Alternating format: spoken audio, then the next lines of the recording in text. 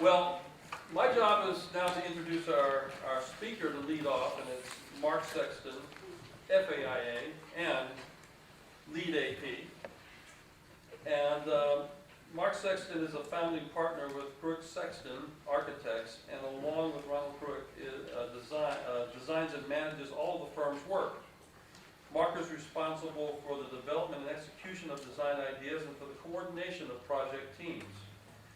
His dedication to craftsmanship, material, and detail enables the firm's built work to express the values of modern design with a timeless quality. He holds a Bachelor of Architecture from Illinois Institute of Technology. He has been a visiting professor here at Lawrence Tech in the master class at our graduate program in the year 2002. And people still talk about it and actually survived it, which was nice. He's a licensed architect in multiple states, has won many awards and has published, and he's a member of the AIA College of Fellows. In addition to that, he tells me he would like someone here to nominate him for the Nobel Peace Prize. But if you don't get around to it, I'll have to do it for you. So with that introduction, hopefully a future Nobel laureate, Mark Sexton.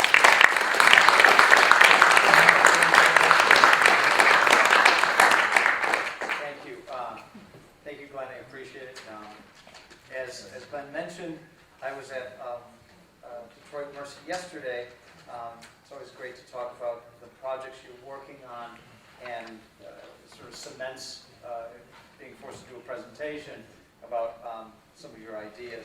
What we're talking about today, and I'm just starting with hopefully a 25-minute introduction, is the art of making. And I think as an architect, as I went through school, it was all the art of design, and you never really got into necessarily all the points, of the actual making of things. So the idea here is to talk a little bit about our experience in actually making it, because the design, as you develop drawings and specifications and what have you for a project, that's just the beginning of actually getting it realized. And for me, the real thrilling part is to go from the drawings to the actual finished product. So I thought I would use just one example of the making, and unfortunately this is supposed to loop. It's none of these, by the way. These are just some of our making things. So hopefully it's not doing it anything past the very beginning. Oh Lord. So if this works, I'm going to talk about the making of the Crown Fountain in Chicago, in Millennium Park. If this works, hopefully it does. And I'm going to talk about the making of this, and this actually is a perfect example because we did not develop the concept design for this project. So I thought it was a very neutral project. It's not our concept, it's this man right here, Jaume Plensa, who's an artist in Barcelona, Spain, who was given the commission to do a fountain. So I worked very closely with him. Our job, as he reminded me several times, was not to make the fountain, but basically become his translator, become his sort of material and architectural translator. And we actually we started the relationship at opposite ends of the room because he hates architects and I didn't want to deal with an egotistical artist. And we've become great friends after this project. And so I want to just take you on a quick journey through the making of this. These were the first and only real drawings or images that we had for the fountain. And this is back in 2002. And the idea was that these towers of water with faces on it needed to be developed. Unbeknownst to us at the time, one of the largest firms in the city of Chicago, an enormous firm, had worked on this for 20 months and had gotten nowhere. They couldn't figure out how to actually make it. And so rather than, and they were going to abandon the project, but it turns out that they somehow contacted us because they thought, well, we knew something about glass and whatever. And we originally said no, we didn't want to do it because it wasn't our design. We're design architects. Then we figured it was the same thing as any client. This idea that a client comes to you with an idea and you make it physical. So this was an amazing sort of idea, these huge faces, you know, in the park. And we said it was just wacky enough. We clearly knew that Jean-Marie had no idea of LED, glass block, water, and these 50-foot towers, because anyone who actually knew anything about it had never put them together. So the idea was how to do it. And I want to talk just very briefly about just the history of the site, because it's very important to understand the site. This is Millennium Park at the top, just above the Art Institute, in 1930. This was actually Millennium Park as little as 13 years ago. It was basically just a huge hole in the ground. Many of you probably have seen it and been there. It was the idea of why can't we make it this great park? And then ultimately this is what it is today. It's a great success. And one of the corner pieces right at Monroe and Michigan Avenue is the Crown Fountain. So I want to talk about specifically the making of that and what I call, again, the art of making. I actually start with this image because this is exactly what the fountain was to be. It was to be as light and easy looking as ballet is. I mean, most of us have seen ballet. It looks like the human body is just floating across the stage effortlessly. Well, we also know that ballet is probably the most difficult thing the human body can do. So the idea is to do something very difficult, but to make it look effortless, very light and very open. So that's it. So what I want to talk about is sort of what we went through after the concept of these 50-foot towers. The first thing is, what do you build it out of? Well, he had this idea. He had done some glass block work. Why don't we build it out of glass blocks? Okay, and we'll just glue them together and go 50 feet tall. Well, you guys have taken structural classes. You know there's no 50 feet tall. The load on this. But the bigger issue was you can't buy these things at Home Depot. So we realized very quickly that the relationship between the LED and the glass block had to be so custom that we had to make them. So how do you make glass block? We start calling around.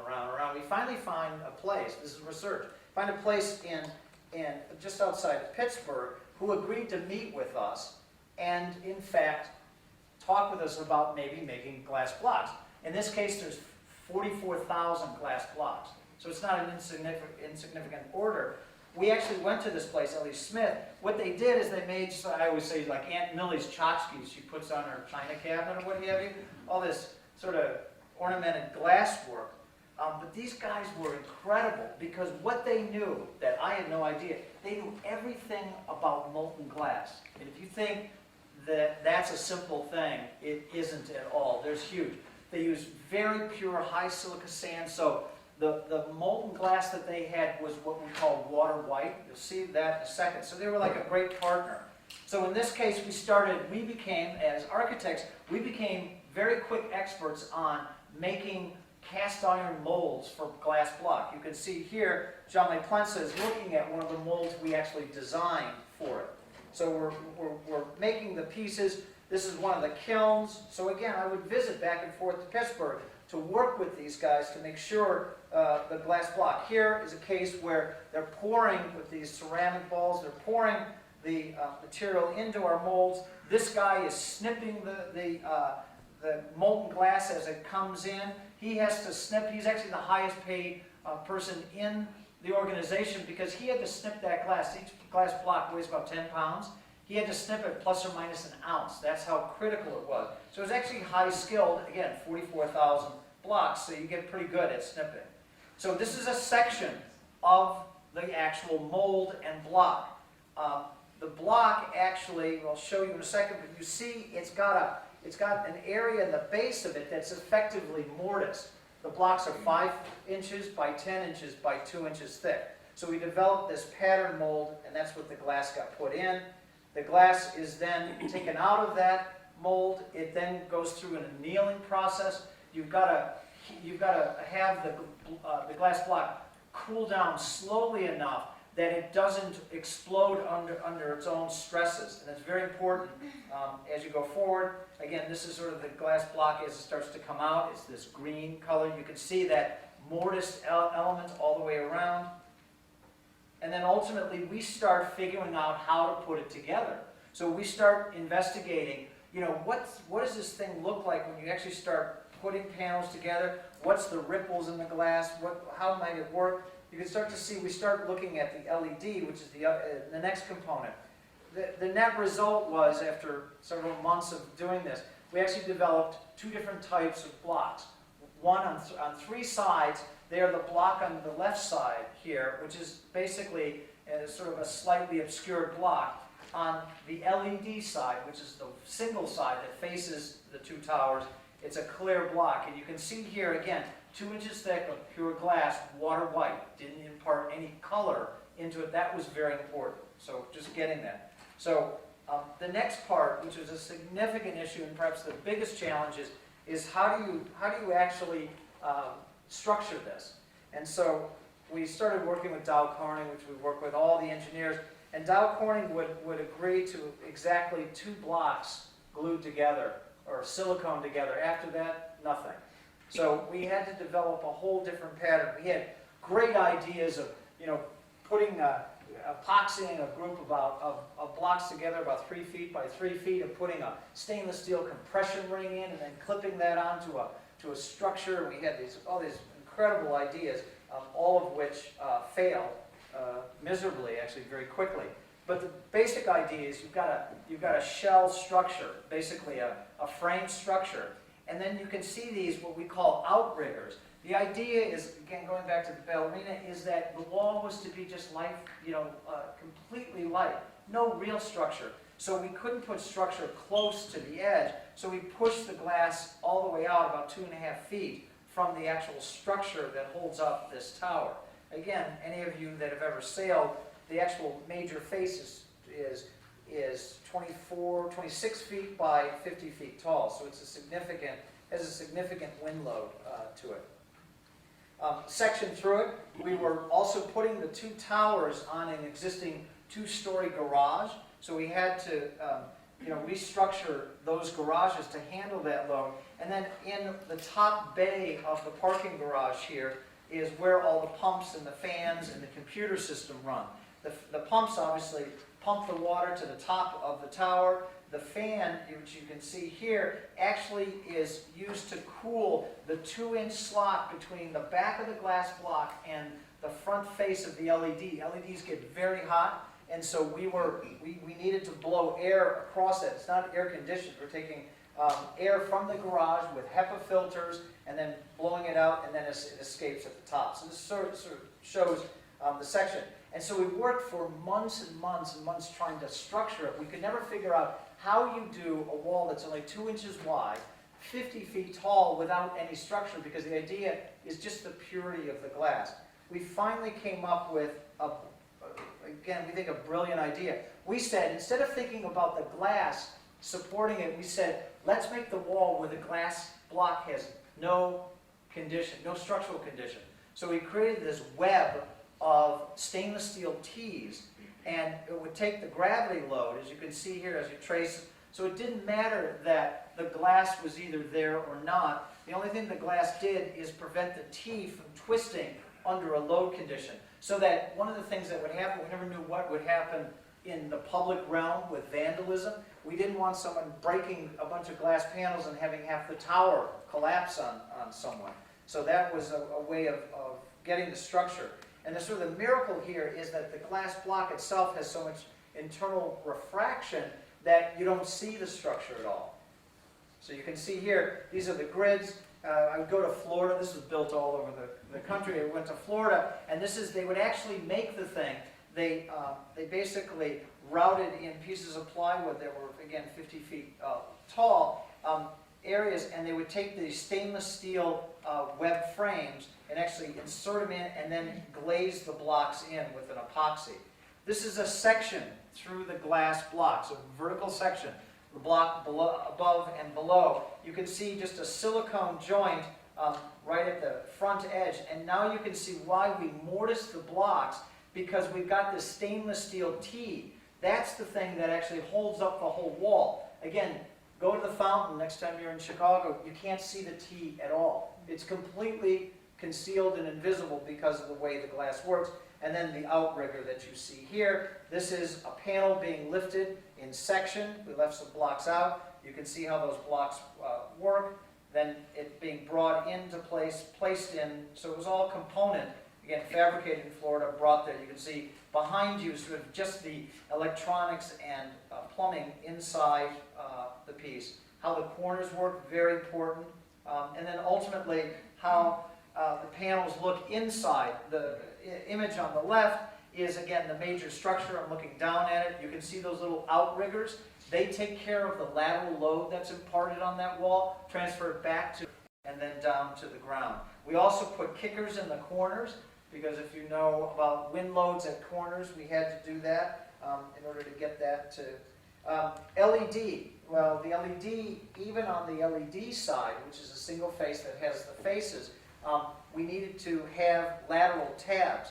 In this case, we decided, we kept trying to convince them to open it up and change it. They couldn't because it was a pre-engineered LED panel. So we actually just opened it up a bit and had a little tab come through.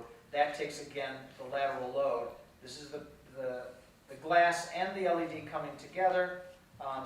Ultimately, we developed a whole almost shootout of two different manufacturers of LED. You can see here the sort of technology involved in LED. What appears to be, again, very simple when you look at the fountain today, has an enormous amount of technology. I would sort of say it's one of the world's largest laptop computers. You can see here, Jamais and myself working on sort of the evaluation of how we would make this contained within this whole structure. Again, these are two different manufacturers. Not one, there was cost issues, there's fabrication issues, there's just performance issues that we were looking at. This is actually behind our office. We mocked it up. And then ultimately, this is a fundamental thing in what we do. Something as public as this, you better know what you're going to get before you're going to get it, because you don't want to put it on Monroe and Michigan Avenue across the street from the Art Institute and find out, oh my God, it looks terrible. We didn't know that, and it's all done and the park opens. So what you can see here, the image on the left, is an actual mock-up. We actually put up a 20-foot scaffold, got an LED component, got a glass component, and actually put it up to look at it to make sure that we felt comfortable moving ahead with it. Again, that's something that I had never done this. No one in really the world had ever done this combination, so you had to make sure it made sense. The gentleman on the right side of that left image is Steve Crown, who was the patron. The Crown families are sort of Chicago's Rockefeller family, and he was the patron that not only put his money, which is one thing, but actually put his reputation on the line in order to give this to the people of both Chicago or anyone visiting. So he was a spectacular person to work with. He told me at the very day one, he said he expected failure. He understood that failure was part of the process, and he said fail often, fail early, so that the final thing, it doesn't fail. So that's what we ended up doing a lot of. You can see here, Jamais Plensa, we flew then to Salt Lake City to do a mock-up again of the full LED. All of this is what I still call the art of making, because we're like really getting into. I became an expert with water, glass blocks, and LEDs. So if you ever hear another job about this, I'd love to hear from you. I don't think there's going to be. But here, remember that tab I showed you before, those little dots, this LED? They kept saying that, oh, don't worry, it'll be fine. Well, you can see clearly in this photo with those lines, it's not so fine. So that's why you do it. Water feature, big issue. Another image. Water is used to fight riots in areas around the world. We didn't want, or I certainly didn't want Aunt Millie getting blown over by what we call the gargoyle effect. We were quite concerned about that. There's a huge safety. This is like public art, and everybody goes there. It could be a huge liability. Yet, at the same time, in fact, there were a lot of people, managers, who said, no, get rid of that. It's too dangerous. And Jean-May and I fought for this. We said, that's the essence of the piece. You can't get rid of it. So what we did is we went to Toronto first to actually do a half-size mock-up of actually how the water flows over the top, because you think it's going to be one thing, and it ends up being something completely different. In fact, the image on the right, if you can see, it's the water starts peeling away, and this was on a it wasn't a very windy day. Other days we could see it just flying off the fountain and onto Michigan Avenue. That would not be good for the driver, the city of Chicago, or me, because I'm a licensed architect, so we don't want that to happen. So what we ended up doing is going back to the glass company and saying, we had to make sure that the top glass was rounded so that the water actually hugged it. There's physical properties of attraction, and you can see it with your bathtub. The water doesn't fly out. It almost hugs that through internal friction. This was a big contentious point because this is a very difficult detail to work out. Yet I was insistent that in order to make the fountain look as pure and effortless as possible, that they kept saying, make the top stainless steel or aluminum. You can make that a lot cheaper. I kept saying, no way. You can't make, because the corners, every corner of the fountain that you could see, even if it were 50 feet tall, had to have that same sense of detail and precision. And it ended up working. Oh, and then Jean-May said, going back to the water, if in fact level 1 happened, level 2 would happen. He said, I'm just an artist from Barcelona. You're the licensed architect. You get thrown in jail. So we had sort of fun with that. But ultimately, we solved that by going into pools and making sure that it's basically just a huge shower head. When we first started working on it, we wanted to make sure that the water came out in a way that made sense. And then so we developed this whole very ingenious shower head that was made from a pure block of acrylic, UV resistant acrylic, where you can see we bored holes in it to fill the chambers up very quickly, because the last thing we wanted is someone dribbling sort of slowly coming out. That would not be good, especially there were a lot of older images and what have you that we wanted. So you had to make sure that so there's like a whole issue here, and I got to tell you, this is thrilling. Everybody we showed the images to said, oh my God, we want to be part of it. We got the best people from every one of the companies to work on this. So that's the thrilling thing about making. I don't know anything about pumps and water pressure, what have you.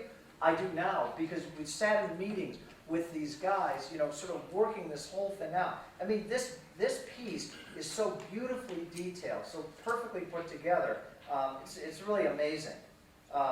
So now, then I'm just going to end with light, because light is a material that we use all the time. The idea that light actually is how you perceive it. I'm talking about the other 3 sides of the fountain. You certainly have the side that has the face, but the light and the way it would transform itself through the evening is actually quite magical. So we wanted to make sure, in this case, we uplit it and did lots of mock-ups about that. So again, it's this very pure piece, going back to that image I showed at the beginning. Something that, I'll just end, the finished product has been something that none of us on the team, there were about 20 of us that worked. I had structural engineers, I had water engineers, I had LED engineers, I had computer engineers, I had mechanical engineers. All of this worked together.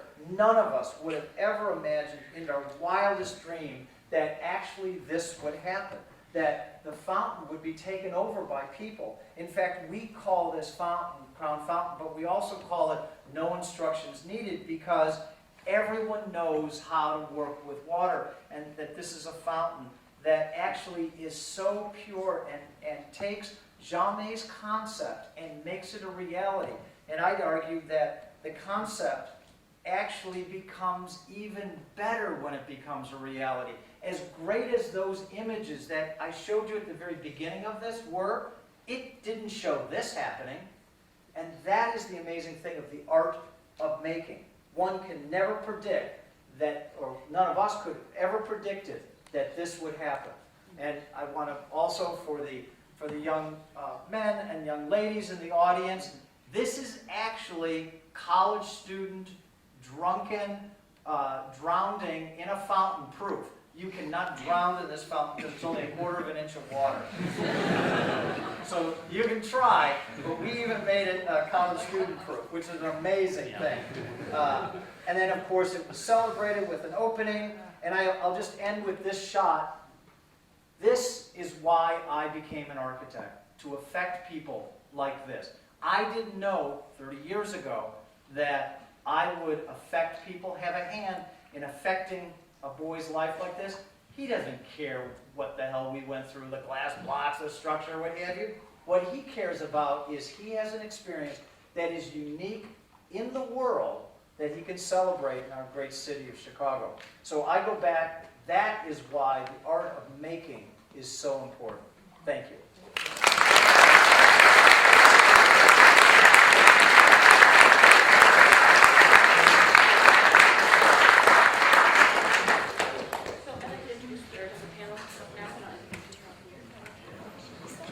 Go down there. Follow her.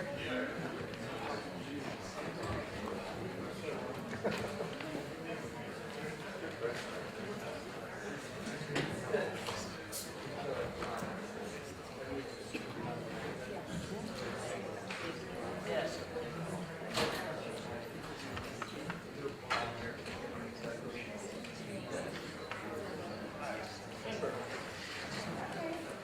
Well, that was great, Mark.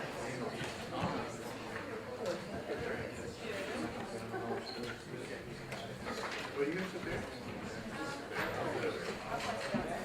So welcome. Thank you. So now we're on the panel part of this program.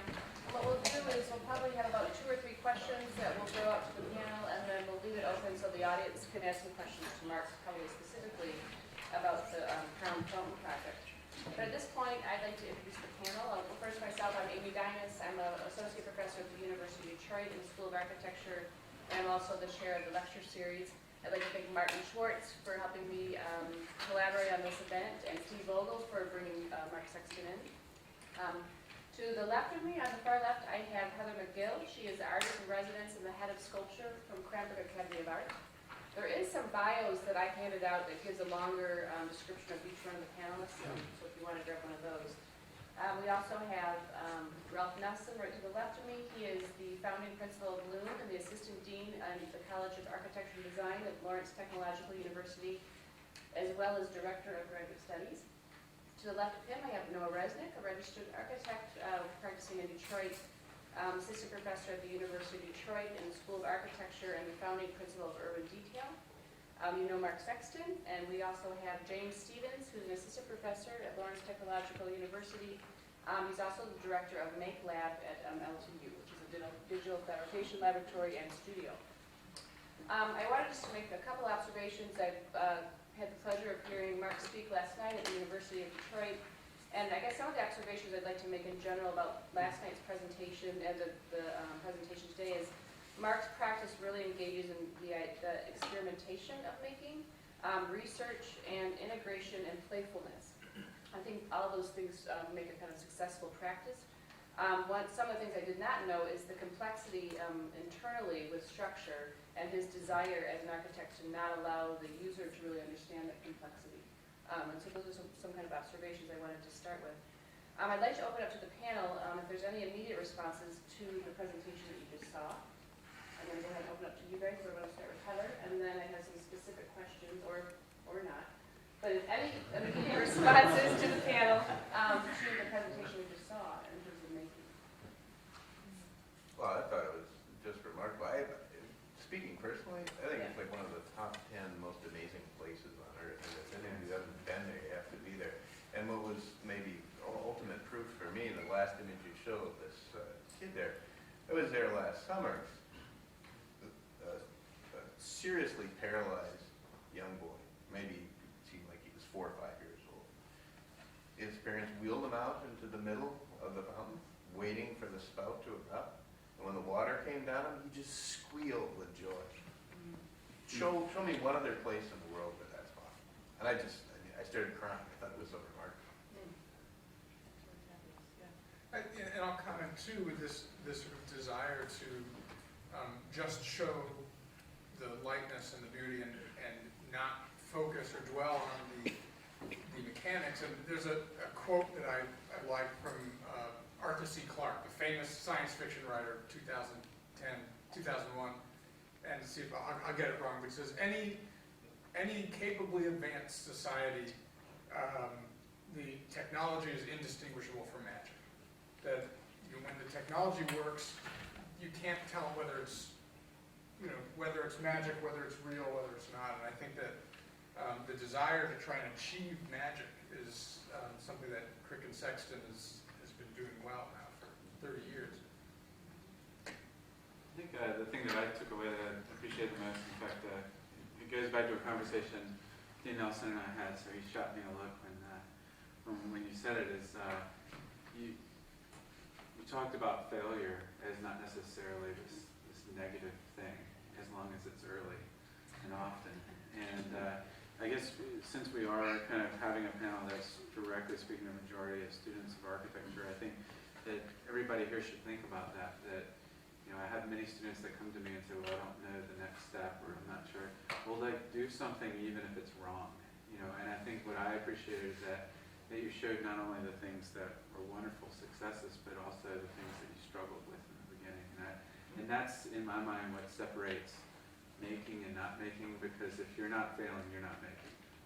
And I think that a lot of these guys come from an educational background, particularly in our K-12 education system, where failure is never okay. And I think the process of design, the process of making, that's inherent.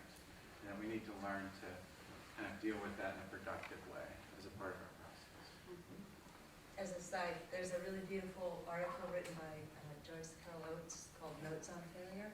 Okay. It's excellent. I heard her lecture and she talked about failure as the basis of much great literature. So Right. Her writing, it's a short little piece of writing, but it's very, very interesting.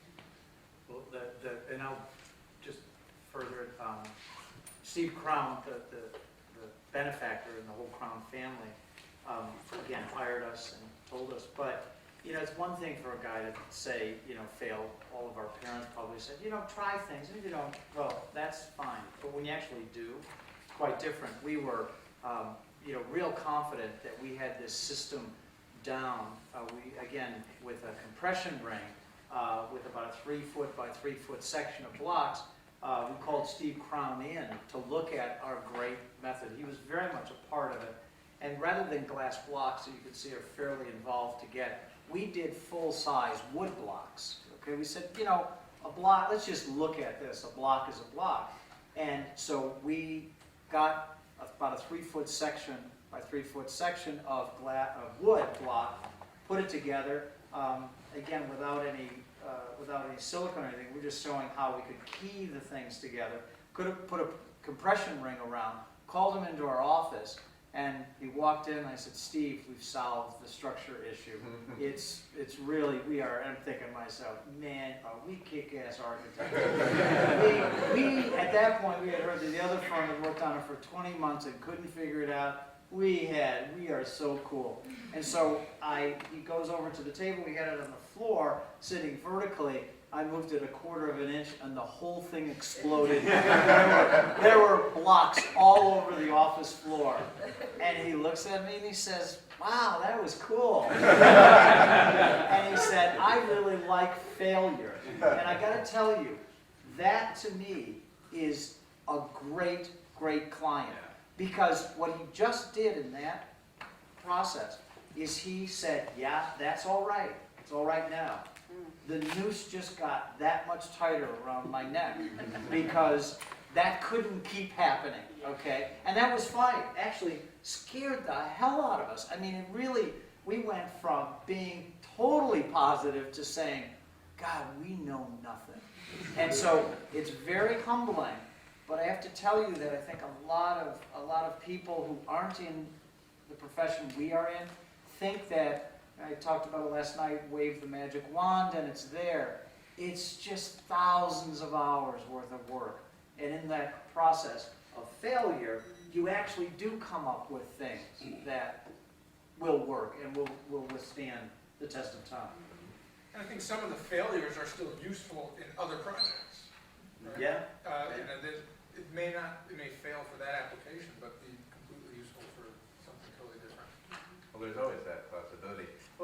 mind another thought too, that this requires courage, persistence to go through this trial and error process, keep moving forward, have the optimism to keep moving forward. We also have have to have the intelligence to recognize when you're just forcing something that's just not going to work. And you can't keep expecting it to work. Sometimes you have to move off to the side and try a different method. Thank you. Some other concepts that Mark and I were talking about, I think is specific to students, is how do you make the concept in the physical world, rather keeping it in a conceptual framework? And I guess another way is how do we fulfill concept through building, which directly relates to the art of building. And I know students struggle with that, where they come up with the concept, and then the way it's manifested is a complete departure. Can anyone speak to? Oh, I'd love to, but I'll be brief. Flip that around half the time at least. You know, how can your knowledge of the world and how things work and what you know about how to build something inform a conceptual direction? Because that idea that concept precedes action or outcome, why would we have to always use that for it? Sometimes it works great. Or change Sometimes what it's you're fail. calling it. I mean, it should, I mean, I've recently just stopped trying to use the word at all and started using, you know, what do I use mostly? You know, strategy, design strategy, performative criteria.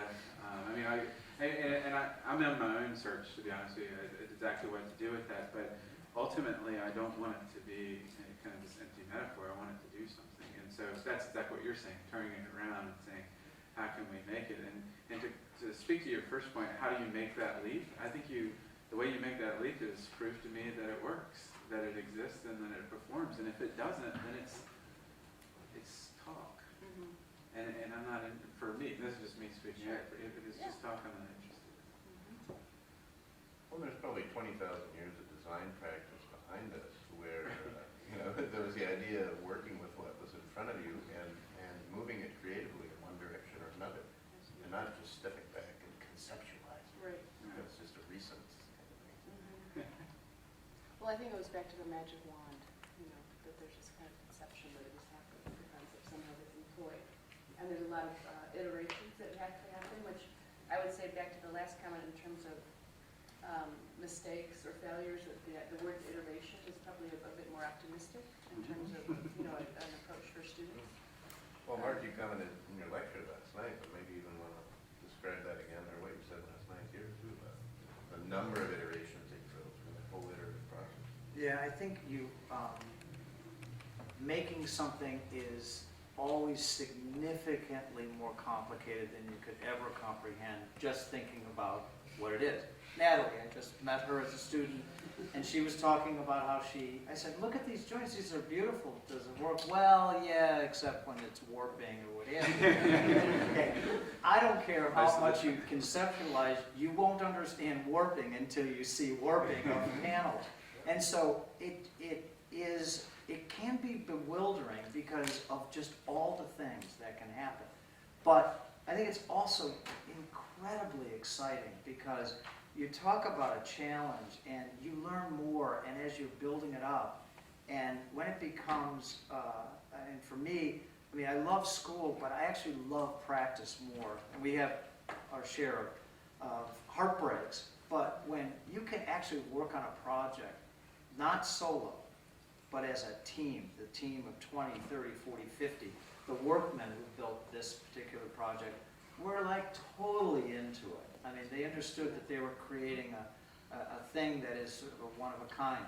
And then what they bring to the project that you never even thought, like, oh, well, you know, the silicone that we have to do here, we have to, you know, tape off. Or, there's 1,000, 10,000 conditions. You never, and that's where you start to realize the complexity and this idea that you're the sort of solo person doing it is so far from the truth. That this sort of Frank Gehry, you know, design this building scenario is not at all the case. It's an incredible team that if all of you work together, the solution of some of nature's challenges are significantly easier to comprehend and solve. We don't have to go there, but why is the solo model in academia You know, I think it's like human nature. You know, it's like, you know, James Joyce did this, Vincent van Gogh did this, you know, Mies van der Rohe did this, Frank Gehry did this. It's just it's a very strange, this idea of sort of solo. In our practice, we've decided to call, I was mentioning last night, it's Quicken, Sexton Architect. I happen to work for them. I'm not, you know, I'm not the solo guy or even the team guy. It's really it's a group of architects dedicated to the exploration of materials and forms, but it's not an individual, because I could never take credit for half, quarter, an eighth of what is produced by the firm. But that's a model we can attribute to the Renaissance, right? I mean, Michelangelo was a workshop. You know, Leonardo was a workshop. Rubens, they were workshops. They weren't individual people doing all that work. But it was a name. And that's what, you know, contemporary firms are still the name, even though it's, you know, scores of people doing the work. And I don't know how we sort of can break from that. It's been 500-600 years since we've been doing it that way. Well, there has been some architectural historians recently that have written some articles, they may be obscure, about kind of trying to debunk that myth, you know, and they dig in a little bit to the archives and show that it wasn't just Mies, it was all of these people, and kind of trying to rewrite a little bit of that history, probably unsuccessfully, but there is some kind of obscure writings out there, so we know that that wasn't the case. I don't know if it's marketing, I don't know. Well, there are a lot of design Ownership firms rules. now that are naming the firm not after a person, Yeah. but after an idea, like Loom. Right. Yeah. I've heard of that. Yeah. Well, to bring it back a little bit more to the making, I want to put Heather on the spot. And I'd like each panel to talk a little bit about their own practice. Heather is a sculptor, so we have mostly architects on the panel. And I wanted Heather to talk a little bit about her relationship to her pieces, not only the physical, you know, the physical making, but your relationship with the people that you actually outsource the digital fabrication to. So if you could talk about that process. Well, the first thing I wanted to say was the hierarchy is towards concept as far as it's, what is considered more valuable, so, or has more value. So when we talk about concept over making, I think we have a cultural hierarchy to that, to the idea of idea as being preeminent. And so the tacit, the actual making of something, the experiences that one gathers from making and from the experiential, those are not given a lot of credence, especially in the art world today. And you bring that up. I think that's really interesting. I was thinking while you were talking about all the things that you learned when you were talking about the project, I was thinking, what other career could you have that you could have so many experiences and learn so much broad knowledge that isn't applicable to anything but this one project, but it becomes applicable to everything, right? But it is interesting. It's really specific and really general, so it's wonderful. But that idea of hierarchy, so I teach sculpture at Cranbrook in the graduate level, and in my own work, I try to keep 2 or 3 things going simultaneously. One aspect of making, this is to get the sculpture to the end, is the experiential. So I always make sure that that's part of the make of every piece, so that when I'm making the piece, the hands-on is minute by minute determining what I am seeing. So I'm relating to what I'm doing. So when I paint with automotive paints, I spray them on surfaces, much like a customizer from the 60s and 70s did, auto customizer. And so when you're spraying, you can only have that information by actually spraying. Putting one translucent color over another translucent color or reflective paint. So it's right there. There's no manual that would explain how to make something like that. It's all tacit knowledge. They don't teach it in art schools. I picked it up when I moved to Detroit 20 years ago. And I think it's been a real thrill because there isn't any sort of hard published information that I could go through. So it was very much something that was trial and error and a lot of failure. And then I began using digital technology in the sense of CNC cutting, aluminum, steel, and paper. And what I thought would be isolating, because ended up creating a really large network of people who work with me on my projects and developing really long-term relationships with them. So what you think is you just send a file to someone and they output it. That isn't really what happens. They start working with you and understand the process and what your vision is. So say I have a line I'm cutting in a piece of aluminum, and if it isn't looking right to the person at Custom Form who's been cutting for me for 10 years, they'll call me and say, Heather, this isn't your line. You better look at this file. So they have this kind of, they see through your eyes what your vision is. So suddenly you form this other networking system that it's not just about the end product, but it's about the process. And I think that has become really, it's huge for me. I have these really long-term relationships with a group of men, basically, that do fabricating, since so few women are in this field of laser cutting and mixing paints, and I have all my paints custom made from me also. Yeah, right, it is. You just kind of have that moment where you're like right there and go, the epiphany of like what you're seeing is, and that's, again, you go back to that idea of hierarchy and culture. What's valued is this idea of something that can be translated into language. But when you make things, it gets translated in a different way. It becomes physical, and that's the physical world, and that's the experiential world. And to me, that coupled with other aspects of the really interesting part about making it. So to further that, your making informs your art. There's many artists who don't make. Right, absolutely. There's a whole thing post-studio where you either outsource or you don't make conceptualists from the 1970s on. There's no product, or even artists have, become less and less involved in studio practice. And it's cost, but it's also the hierarchy of the way culture values things. Yeah. Well, I can speak to two of my projects, because quite frankly, that's all we have. But the first one, which is slightly less interesting, is the restaurant Supposed to Go we just finished up a few months ago. In that case, the owner, the client, was the builder.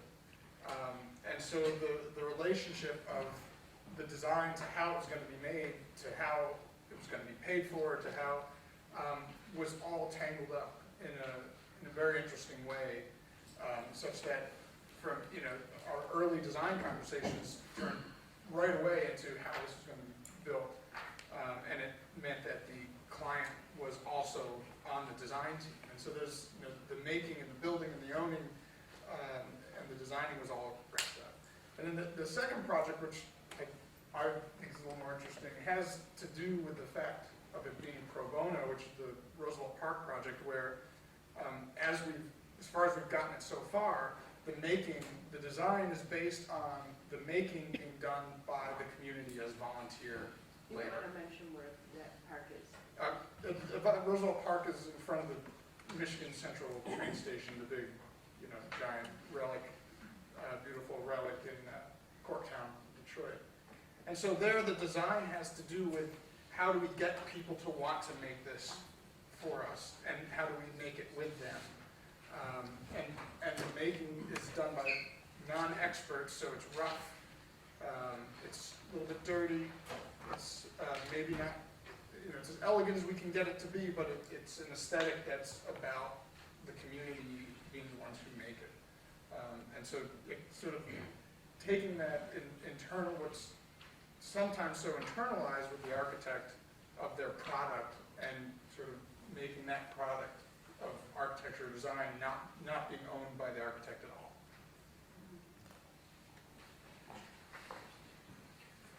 Well, I guess comment a few things in my own work, and I guess I could tell stories similar to these two, but I guess I kind of spent maybe the first 10 years of my early career really promoting ideas and representation of ideas, and I got really good at it, but I just felt like I could only take it so far. And I hadn't really immersed myself in actually physically making things, always representational making. And so I kind of spent the next 10 years just literally like putting all the representation aside, and I just started making stuff. I mean, literally working with steel, glass, wood, plastic, anything I get my hands on. And all of a sudden I had a 3,000 square foot shop, which was a complete mess filled with every sort of material and machine I could acquire. And I learned so much more about about design and art and the role of making and thinking. And this idea that your brain isn't just something floating around in space, but your brain is physical and it's connected to all parts of your body, made me think that actually my body should guide my brain rather than my brain guiding my body. So that's just sort of where I'm at. Now, how does that play out in approach to actual projects? Well, I guess part of it, if we assume what you were saying earlier to be true, that in art and design we transform raw materials and we turn them into joy and magic. Well, how does that happen? It doesn't happen by itself. It happens by an artist or designer guiding that raw material into something it can be, something that is possible, but also something that makes it joyful and magical and maybe a little bit uncanny. So it's like taking something in its current state and guiding it to be something that it can be, but even more remarkable than it was expected to be. And so I guess that's some fundamental principles about making. Well, I mean, my current endeavor with the Make Lab, which is fairly young, but there's been so much work done, I feel like it's like years old. The reason that I went down the road and started this is that I feel strongly that architects have to be manually competent, with the materials that they work with. And I felt that we had reached a point in academics and even in an institution like Arts Tech, which has a kind of an interest in practice, that most of the people were not really manually competent. They really didn't understand what it meant to cast something. They didn't know what it meant to mill something or cut something out of a shape. And there was really a disconnect in between a scale model and a full-scale actual building. And so, and then this kind of last thing that I feel very strongly, that design isn't shopping. That we can't kind of shop our way out of our problems in terms of design. So as soon as I arrived here, even before the Make Lab was established at Arts Tech, I immediately started investigating how I could take my design ideas and independently create them through digital fabrication, and that has its own huge set of problems. But in the short time that we've done it, I think we've been able to kind of show that we can at least fail early and then solve some problems, but know what the outcomes are. And that's where I am. And just for you, the question of your relationship with the students, how do you employ that particular ethic of wanting to make, to learn, and the iterations and the failures? I mean, how do you, from a pedagogical standpoint? From a pedagogical standpoint, it's about the process. And I mean, and that's true for me in the studio. For my sophomores who are not necessarily at the point that they're ready to go into Make Lab and start cutting out full-scale things. But for me, it's about process. And I think I even told somebody today that the incorrect section model that you build is, or the incorrect one is the one you get built. And I think if they're making enough in the studio, even at scale, they'll arrive at the answer. It's when they make your way through your problems. Don't, stress over it and not know what to do and stare at the screen or whatever you're doing. Just try something, change scale, change media, but keep going. And I think as long as they do that and stay focused on the idea, we'll have an outcome. In terms of the students in the Make Lab, the way that we handle it is that we work as a team in terms of getting the projects done. And we have several kind of clients right now, and some of them are real clients that are paying us money, sort of, that we have to answer to. And we're real honest with each other, and there are times where we have to call each other out that what they're designing is not going to work, and it's just like any other firm. And I sometimes they tell me that what I'm predicting or thinking is not right because they made it and I was wrong, and that's okay. So from a pedagogical standpoint, it gets a kind of a pretty even playing field. It's more about the process and the outcomes. And that if we focus on those, we're going to be okay. And so from a teacher standpoint, it's more how did you participate in that process, not, you know, did you get all the check marks and your assignment correct? Can any of you speak to that in terms of your teaching style, or how do you employ this ethic of multiple iterations, design development, not holding on to something precious, accepting failure? I mean, it's mostly students here, so I'm trying to engage them in a way that. Frankly, it's almost impossible. I teach on the graduate level, so, I'm not forming that relationship to making, or I'm getting it at the last end, the last part of it, but there's so much resistance in most of my students on the graduate level to make iteration of one idea, or to take something and really, they just don't see it in that way. And I think that's part of their undergraduate education in art school today. So even if that's something I do, I can't make a grad student do that, nor do I want to. I try to teach in a way of looking generationally at what are the interests, but I try to work with that. But it's almost impossible. It's interesting how that's so built into our education today. It's a really rough. I mean, I think design and architecture are very different. But art education, forget it. All right. I mean, on some ends, I try to focus them a lot on research. But then even through the research and into the conceptualization, I tell them that their hand should always be moving, never stop moving. If you're stuck, if you can't think of where to take the design or the process, you just start building stuff. And it, even just as a sort of lubricant.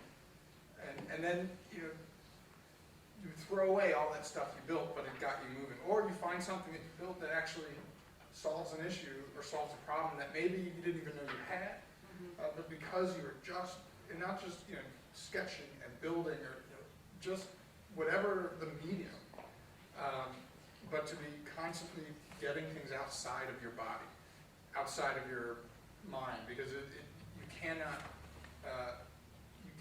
critique yourself. You cannot critique your ideas until you see them as separate from. You have to make your ideas consumable. Yeah. You have to put them out there. If you don't, my absolute, and this goes for everybody, my absolute pet peeve as a faculty member is when a student points at something and says, my idea is, you can fill in the blank, and they're pointing at, say, an empty box. And I'm like, what? And somehow that's supposed to be, the idea is supposed to then resonate with me and I can critique it. If you didn't make it, it doesn't exist. Now it might exist in your head, but that doesn't, it's irrelevant. It's totally irrelevant until you actually make it consumable and we can critique it. And that's a big part of making. And I can quote me, because Mark and I both went to IIT, and we used as students throw around all those quotes and write them on the walls, but don't talk, build. Yes. You can talk at the same time, but you can't. I think that might be a positive step forward if you couldn't say any more than about 10 words over the course of a studio session, and that you could only communicate through physical things. Yeah. Because really that's our stock in trade. I mean, Charlie Gloffy isn't here to tell us what this building should be for us. We just experience it. We draw our own conclusions. This is him talking to us in a way. And I think that's true for anything that exists in the world in that kind of physical, experiential dimension. I've been a part of critiques where people arrived and their expectation was to present, and they were told, you're not gonna verbally present. Oh, actually, yeah, I think it's an effective form of pedagogy. Well, part of it, I don't know, talk about pedagogy too, I'll just take a quick comment. It seems to me like one of the most important things to learn as an artist or designer is like how the world works, like engaging the world in a full, palpable way, physically, intellectually, just in the most rich way possible. This kind of zone of isolation that people get in where they think that what they're creating as a work of art or work of design is some new gift to the world and that they can create it in their own little tiny world. Those are the worst projects out there. And you know, it drives me crazy when I see people, like especially in architecture, like the concept behind the building is a shape. It's like some geometry game. As if that had any like, inherent value unto itself. No. Tell me how it performs. Tell me what it's in relationship to. I mean, for me, design is just the art of relationships and consequences. It's not about an isolated. It's not a funny shit contest. It's not a funny shaped contest. So I know students are heading off to their next class, so I'd like to open up to the audience. Is there any questions for any specific panelists or any topics you'd like to throw around? I'd like to ask a question to Mark, if I may. One thing was raised today about how you deal with the perfect client. And we have some clients of our own right now in Lakeland that maybe are not as successful as the ones that you've had to deal with.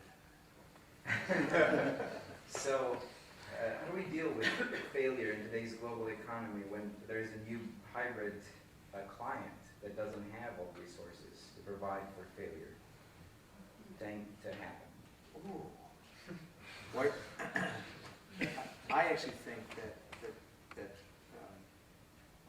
instead of calling it failure, it is the process. You know, the old cliche. You know, you have to break some eggs to make an omelet. That's the process. You know, you can't. So the process isn't so much failure. I think that's a sort of a harsh word, but it's on one level, it's a refreshing word, at least for me, because you call it in its most sort of pessimistic term, but the failure or the wrong turns are the only way you'll get to the point of success and balance. There's a great again cliche sort of urban myth that Abraham Lincoln wrote the Gettysburg Address on the back of a napkin 2 minutes before he got to the speaker's platform. Total myth.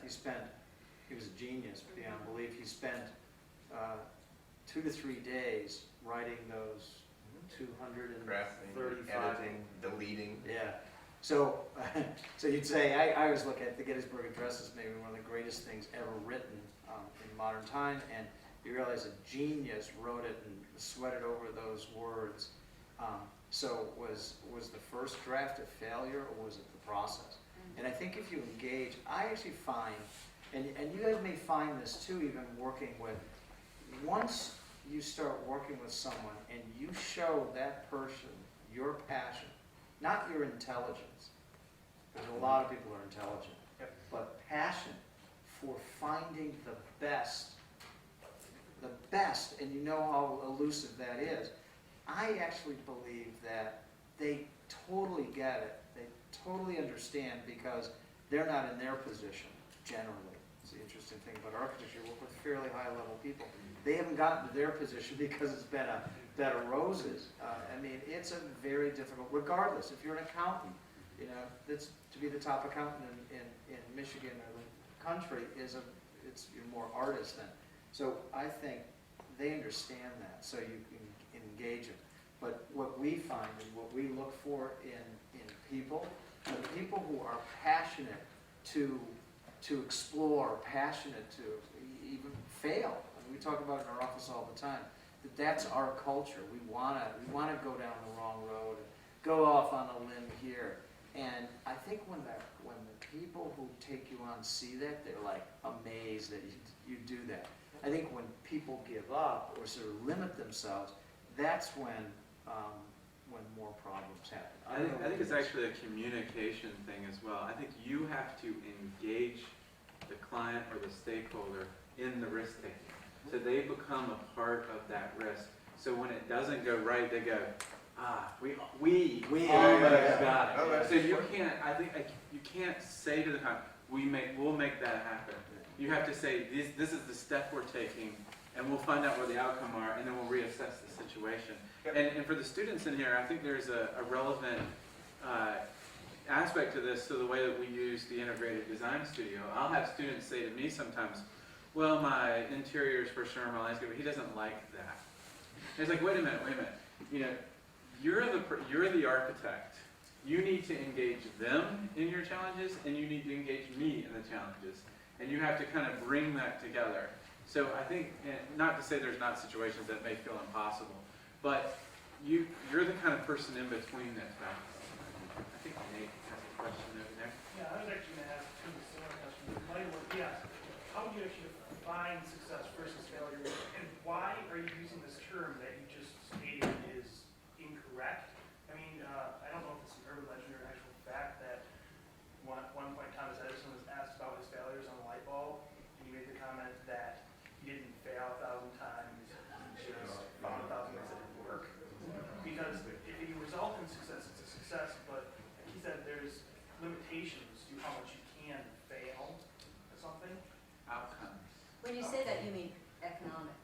Yes, but at the same time, there's points where you have to give up on something because it's not working too.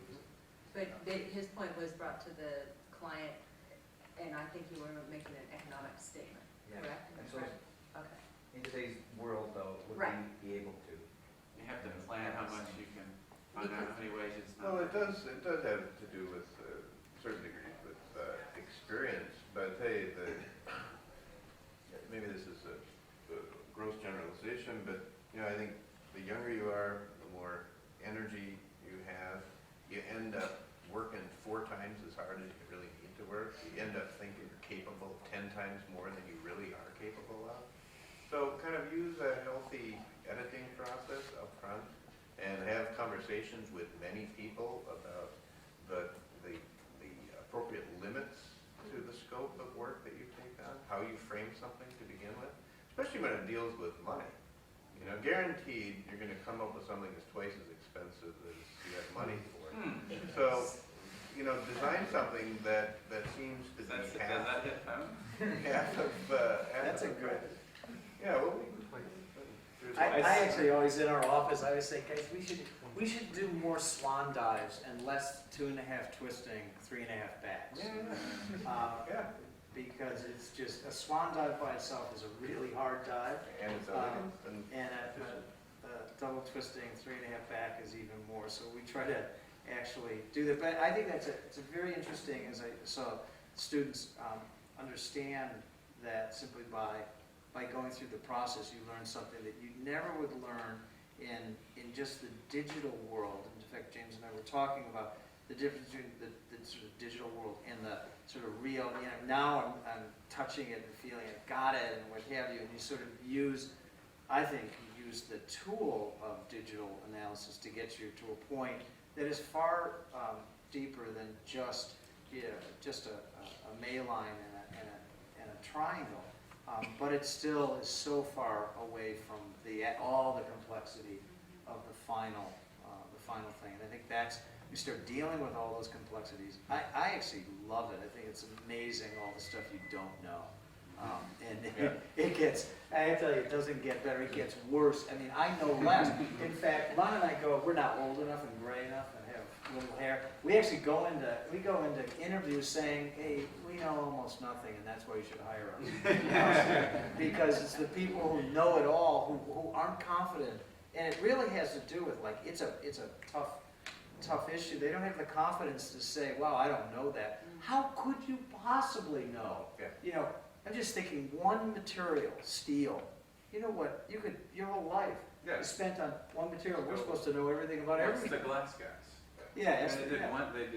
they worked with one material and they become this amazing expert. And you said, Ralph, to my students once in a critique in digital fabrication, you gave some percentage about how much you actually think you'll know and what you really know when it comes to once we start cutting things out digitally. And I think your percentage we found is about right. Yeah. So the students think that when they design it digitally and they start cutting, that they know 99% of the way it'll come together. And I think you predicted it would be about 70. And Ben, am I right? Was the bench about 70? Is that right? About that. About that, right. Well, sorry to bring this around, but I think you asked a pragmatic question, and it got answered in a romantic way. Well, I think that is beautiful. I have a It's like- pragmatic response too, but I want to hear you. But, no, I don't have a, but my point is, so do you think, so you asked pragmatic, and it's answered in a romantic way. And then, I guess the question is then, is the kind of way of solving the pragmatic aspect of economics through the romantic? Would you say that's true? I think the economics is a design criteria that you have to realistically engage. I mean, it should start to inform what you're doing, and don't see it necessarily as a negative, see it as an opportunity. I wasn't seeing it negative, I was just Yeah, thinking yeah. of the way we group. No, I understand. For me, anyway, it's neither. It's just one thing. It's a part of the overall criteria.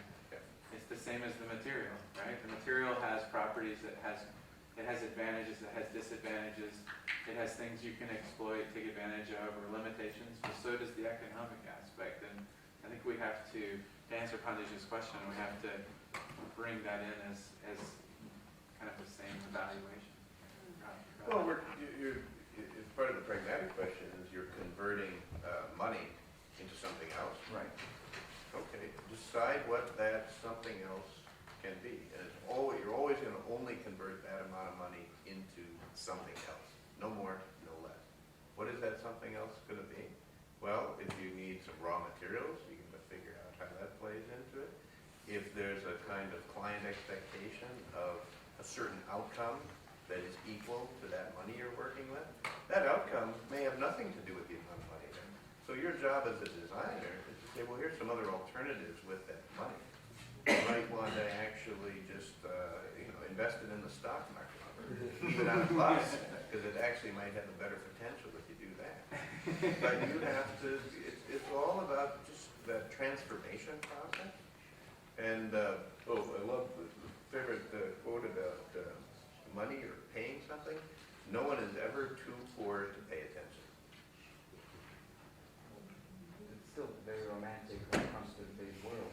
I mean, we engage in today's world, a person that's a client and also the keeper of the books at the same time. Sometimes the client has to do with somebody else. That person is stopping that person from making a decision about what you're designing, so you have to make a decision too. So, my question is, if in today's world the client is different than it used to be 20, 30 years ago with the same conditions. Same. 10,000 years ago, same damn thing. You either love what you do, Just the or Pope, you do it for the paycheck. Without the lashes. You either love what you do, or you do it for the paycheck. And if there's something that you want solved, you're going to solve it. And whether or not the client's paying you to solve it or not.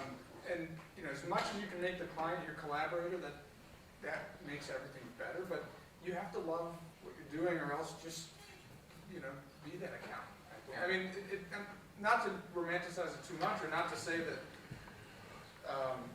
that the budget is not an important design criteria, but when you start to ask how is the client going to pay for this solution and this solution and this solution, that's not what the client is in for. They're there to get the end design, and it's up to you to figure out how to solve these things. Can I say one, interject something just to kind of convert it a little bit? There are a lot of students right now in here just looking around that are all in the sophomore studio. And the sophomore studio right now, sequence-wise, they're looking very specifically at the interiors, as you know, and they're studying materiality. They're looking at texture, color, and the tactile quality of materials, or they should, because they will get to that level of detail by the end of the semester. And I was wondering if there's any students out there, after hearing the talk and then us kind of talking about stuff in such specific detail, kind of reel it back a little bit to the sophomore level, that real fundamental idea of materials and working materials, if they have a question about that in terms of their No, I studio project. appreciate that. Come on, somebody from my studio better ask a question. All right, Okay, me. we're halfway through the semester now, and basically, when going through, concept study models and everything, we're working with chipboard and just like everyday materials. Do you think from an early stage, we should be working with like the end materials as concrete, aluminum, just to experiment it, and so it would help and, control the outcome of where our designs actually go? Or should we stick with this chipboard, these present board materials? That's a fantastic question. It is a good question. Yeah. That's a full reality representation. Well, I ask you a question. How much did you know about chipboard before you started working with it? Not much. How much did you think you needed to know about chipboard before? So I think I have to tell you, that's the history of my career. I didn't think it was that big a deal until you start working with it. And you start working with it, cutting it or forming it or what have you, and you realize very quickly it's a much bigger deal when you start working with it. And so I think that's, at least for me, perhaps for you or some of the other students, you start realizing, wow, you didn't realize that there was that much to know. You find out a little bit about it, and then you realize you really know very little about what the material is. You're just scratching the surface. And that, at least for me, is incredibly uplifting because you realize you're just starting to understand the material. If you understood the material more, imagine what else you could do with it. So I find that it's bewildering a little bit at the beginning, but then once you can go sort of through something successfully, you can do it. So I'm a great believer in starting with the simplest elements like chipboard, cardboard, paper, and getting into it, and then steel and concrete and stone and glass, they become potentially more involved, more of the stuff. We do a lot of stuff with glass, and I can't tell you how little I know about the material. One of my favorite design exercises in the studio, every student has to make a little pine box where they learn about how to connect wood without screws or nails. Then we put sand in it. And you actually have to design in the sand. There's some explicit criteria, but it's an immersion into the behavior of the material that is related to design potential, design possibilities. You think it's really simple? Actually, 2-year-olds are much better at this exercise than 20-year-olds, and like 40-year-olds are kind of stumped by it. They think it's too infantile. They always have the worst response. I also think to your question, chipboard, for instance, has certain material properties. Yeah. You can stack it, and when you stack it in layers, it has a different behavior. It has a different kind of tactile quality. It has a different appearance because you start to get the stratifications of it. When you cut it very precisely and glue it at angles with other pieces of chipboard, it feels very light and kind of can connect. It's opaque, right? And then you take something like plexi, and it's transparent, and it's brittle, but at the same time, so all of these things that we have found useful in the studio, you didn't make it up. There's been generations and generations of architects that have kind of gravitated to these materials because they do a fairly good job of categorizing certain types of materials we commonly use in building, and they represent it well, not only visually, but how they perform at a scale model level. So as you go up in scale, those materials will need to change based on the information that you're giving. So I think, right now, I think it's appropriate. Now, you know, and I know that you'll build a much larger thing by the time we get to the end of the semester, and that thing is when you experiment. But it's a really great question. It's something we struggle with. You'll struggle with forever. You will. Well, and I think the material of chipboard lends itself to volumetric exploration, Yes. which is probably what you're being introduced to right now. And when you get into the idea of material exploration, it's a slightly different investigation, which has to be very rigorous and dedicated, and this idea of iteration. So it's more about the material, understanding the material. Right now, the chipboard lends itself to the exploration of space and volume, form. So that's probably why you're using that. But I wouldn't discourage you from exploring other materials simultaneously and maybe letting those two things inform each other. And I think that's one of the reasons that you'll hear a lot of faculty complain when you guys start too early using BIM software, for instance, in Studio. Too bad Dan has left now. But the idea is that you then select something like a door, and now you've predetermined that, number one, it's a door to start with, and then even the type of door. And so you jump from what should be your early decisions to the last decision. You've like reversed the process and eliminated all these other possibilities instantly. Now with chipboard, you can't do that because it's giving you you have to then make what you want that opening or that change of space or that threshold to be. You can't select it or, as I said earlier, shop for that solution. I have one other question for you, and then we'll see if there's another one out there. When you hire students, or even people that you're working with, this idea of making, how is that actively engaged within your practice? Well, as it turns out, the younger people who join us typically do actually all the making. We do the looking. I think I told the students here, I don't work on computer. I don't know BIM. I don't know MicroStation, AutoCAD. I don't do any of that stuff. I sketch and talk. That's about it. But I can't believe the